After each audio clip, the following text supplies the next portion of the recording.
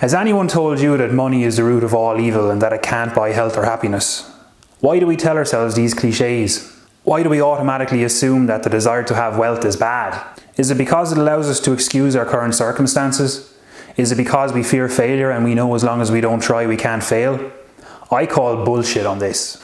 As Kanye West says, having money isn't everything, not having it is. Money is important to me because it allows me to drive a car that isn't constantly breaking down. It allows me to provide my family with a warm home and food. And ultimately, having financial freedom gives me control of my time. And time is the most valuable thing we have.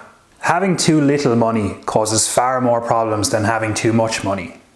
The biggest problem in relationships is frequently money, but it usually stems from a lack of it than having too much of it.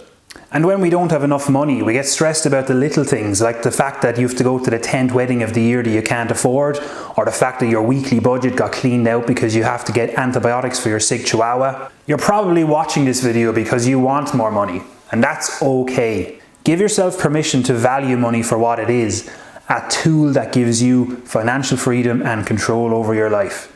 Wanting money is not going to make you turn out like Ebenezer Scrooge. Wait, who? Ebenezer Scrooge is the protagonist of Charles Dickens' 1843 novella, A Christmas Carol. At the beginning of the story, Scrooge is a cold-hearted miser, and his last name has become a catch-all for stinginess.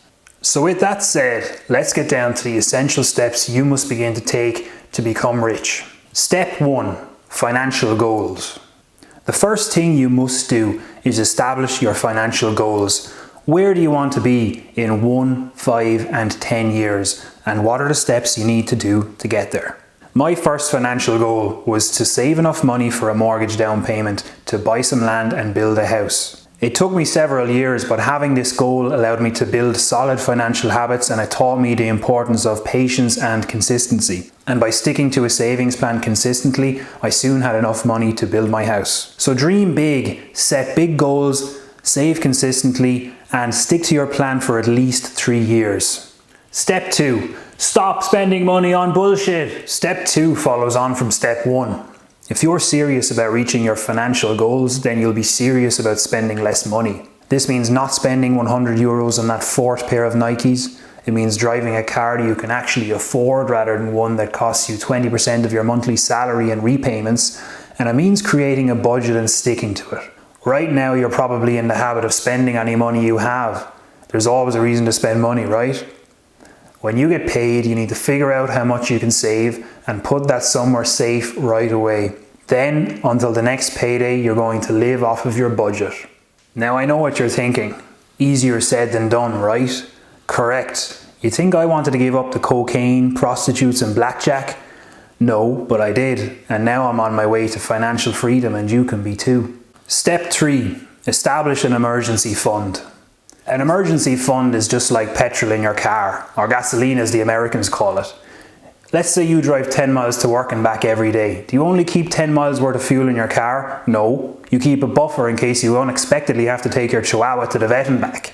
An emergency fund is no different, but for some reason us stupid millennials can't ever seem to keep enough money in our bank accounts. This isn't rocket science, and you aren't stupid. You already know it makes sense to have some money in your bank to cover emergencies, except YouTubers like me like to call it an emergency fund, and that sounds intimidating. An emergency fund is just a fancy name for money you have put away in case of an emergency.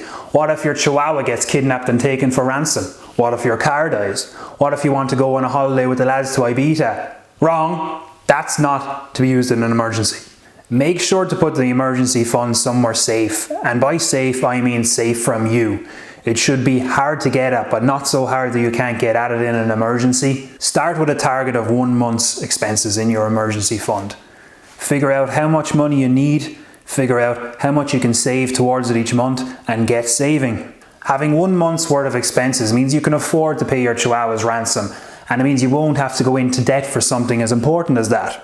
1 month's worth of expenses is the minimum you should strive for, but ideally 6 months is a longer term goal, 12 months is top tier professional. Step 4. Eliminate debt. Trying to reach financial freedom without eliminating debt is like going on a road trip with a flat tire. Futile. No matter what the debt is, student loans, credit card debt, gambling, I won't judge. The important thing is that you put a plan in place to eliminate it. Consider credit card debt. The interest rate on these ranges anywhere from 15 to 25%. Now you could save your money in the bank and receive interest at 2%, but why bother when you're paying such high interest on the credit card? As long as you have high interest debt, the best return on your money will always be achieved by eliminating that debt. Debt is a major source of stress to many of us, and it can be tempting to stick our head in the sand and pretend it doesn't exist. For financial success, however, it's essential that you acknowledge the debt and address it head on as a matter of urgency. Start by writing your debts down. Use a table like this to rank them in order of interest rate. Now before you do anything else, it's time to lower those interest rates. Ring your lenders, be a nuisance, and get creative. You can play them off of each other. For example, tell your credit card lender that you received a better offer from a competitor, and if they don't lower their interest rate, you'll move. Ideally, you can back this up with action, so if needs be, do switch providers. Consider consolidating loans, even get a new low interest loan to pay off the high interest. If you have a credit card, then get a new card and use the interest-free transfer option. Do everything in your power to get your interest rates down. Finally, pay down your debts. You have a choice of either clearing the smaller debts first to free up your monthly income, or clearing the higher interest loans first. It's a choice you must make based on your own financial situation, and there are specific plans out there that cover clearing multiple debts, such as Dave Ramsey's Debt Snowball Plan, which I would recommend. The final step involves compound interest. If you want to reach financial freedom, you have to harness the power of compound interest for your money. Albert Einstein called compound interest the eighth wonder of the world, and he said, "He who understands it earns it, he who doesn't pays it." Who am I to argue with such a smart guy? Compound interest is where you earn interest on the full amount of money, including the interest from previous years. Think of compound interest like a snowball rolling down the hill. As the snowball rolls, it collects snow, the interest, as a function of its overall diameter, the principal. As its diameter increases, so does the amount of snow it picks up with every rotation. This is an exponential growth relationship. This means that your money will earn you more money, and every year your money gets a raise, and every year that raise gets bigger than the last. The most important thing with compound interest is time. Compound interest is a long-term goal, and the longer your time frame, the more effective it is. And you need to be thinking in terms of decades, not single years. So, I'll repeat myself, if you want financial freedom, first you must accept that money isn't inherently evil and give yourself permission to seek wealth. We all live in a world where we now have the opportunity to give ourselves an education in finance and investing. We have access to a wide range of stockbrokers, and we can invest in a wide range of index funds with low fees. So, once again, here are the 5 steps you must take to stop being poor. Number 1, have a plan to reach your financial goals. Number 2, stop spending money on bullshit. Number 3, establish an emergency fund. Number 4, eliminate your debt. Number 5, compound your wealth. That's it for now, folks. I hope you found this video useful. Do let us know in the comments, and don't forget to like and subscribe, or else I'll kidnap your chihuahua.